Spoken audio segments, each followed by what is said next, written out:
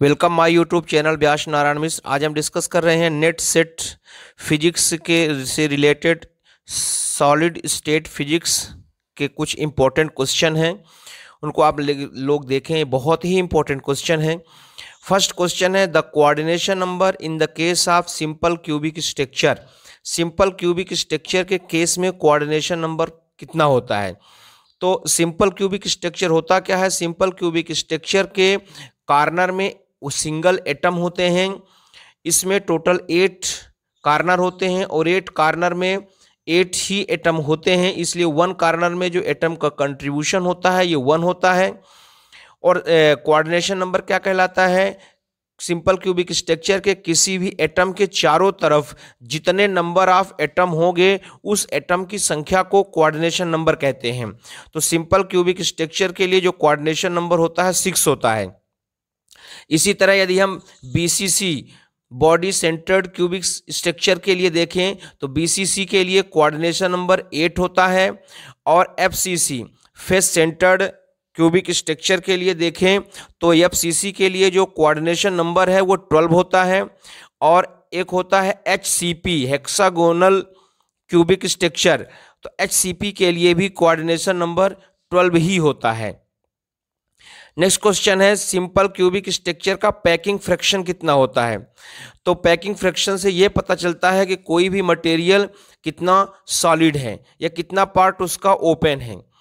तो simple cubic structure का जो पैकिंग फ्रैक्शन होता है वो होता है 52%। इसी तरह यदि हम देखें BCC बेस सेंटर्ड या बॉडी सेंटर्ड क्यूबिक स्ट्रक्चर का जो पैकिंग फ्रैक्शन होता है 68% होता है। FCC स्ट्रक्चर जो होता है फेस सेंटर्ड क्यूबिक स्ट्रक्चर, उसका जो पैकिंग फ्रैक्शन होता है 74% होता है। HCP का भी पैकिंग फ्रैक्शन 74% होता है। और डायमंड का पैकिंग फ्रैक्शन ओनली 34% होता है। HCP और FCC का 74%, BCC का 68% और डायमंड का 34% होता है। यद्यप जितने सारे मटेरियल नोन है यूनिवर्स में उनमें से second largest solid material diamond ही होता है, लेकिन फिर भी उसका जो पैकिंग फ्रैक्शन है वो 34% होता है। नेक्स्ट क्वेश्चन है, सिंपल क्यूबिक स्ट्रक्चर का रेसिप्रोकल क्या होता है? तो सिंपल क्यूबिक स्ट्रक्चर का रेसिप्रोकल लैटिस होता है, सिंपल क्यूबिक स्ट्रक्चर ही होता है। इसी तरह से यदि हम देखें BCC का, तो BCC का जो रेसिप्रोकल लैटिस होता है वो FCC होता है। और FCC का जो रेसिप्रोकल लैटिस होता है वो BCC होता है। रेसिप्रोकल लैटिस में जो साइड होते हैं उनकी साइज भी चेंज हो जाती है। जैसे सिंपल क्यूबिक स्ट्रक्चर के लिए जो होता है वो होता है 2π/a, और BCC और FCC के लिए जो साइड होता है वो होता है 4π/a। FCC और BCC के लिए होता है 4π/a और सिंपल क्यूबिक के लिए कितना होता है 2π/a। नेक्स्ट क्वेश्चन है, सिंपल क्यूबिक स्ट्रक्चर के यूनिट सेल में कितने एटम होते हैं? जैसा कि हमने अभी डिस्कस किया कि यूनिट सेल में मतलब यूनिट सेल क्या होता है? एक ऐसा स्मॉलेस्ट स्ट्रक्चर होता है जिससे मिल करके सिंपल क्यूबिक स्ट्रक्चर बना होता है।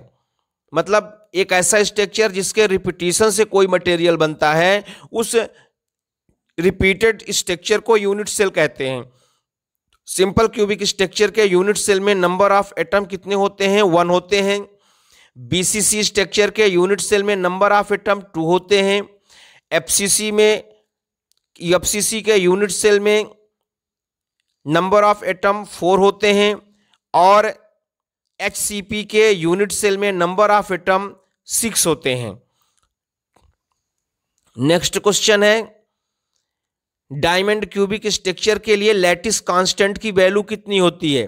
तो डायमंड क्यूबिक स्ट्रक्चर के लिए लैटिस कांस्टेंट की वैल्यू होती है 8r/√3a। 8r/√3 ये डायमंड के लिए लैटिस कांस्टेंट होता है। SC के लिए कितना होता है, SC के लिए ए क्या कहलाता है, लैटिस कांस्टेंट कहलाता है। दो लैटिस के बीच की जो डिस्टेंस है वो हो जाता है ए, तो ए इक्वल टू होता है 2r। r क्या है, दो एटम के बीच की डिस्टेंस, तो SCC के लिए हो जाता है a इक्वल टू 2r। फिर BCC के लिए कितना हो जाता है, BCC के लिए हो जाता है 4r इक्वल टू √3a।